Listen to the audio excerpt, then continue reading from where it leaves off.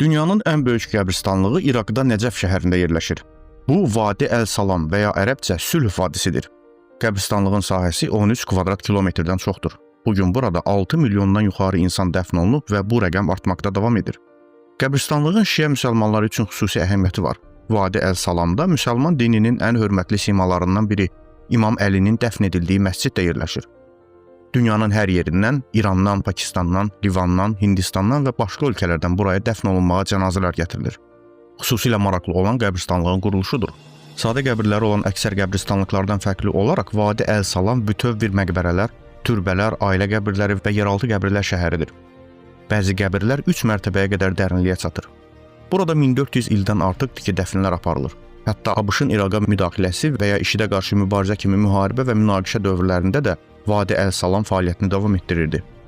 Vadi Əl-Salamda uzaqdan dəfn xidməti var. Sifariş əsasında xüsusi xidmət tərəfindən cənazə başqa ölkədən buraya çatdırılır və dəfn edilir. Bu zaman mərhumun yaxınları video bağlantı vasitəsilə dəfn mərasimində iştirak edirlər. Vadi Əl-Salam rəsmi olaraq dünyanın ən böyük qəbristanlığı kimi tanınıb və Ginnesin rekordları kitabına düşüb. Deməli, Vadi Əl-Salam sadəcə qəbristanlıq deyil, bu tarix, inanc və memarlığın heyrətləndirən miqyasda bir-birinə qarışdığı unikal bir yerdir.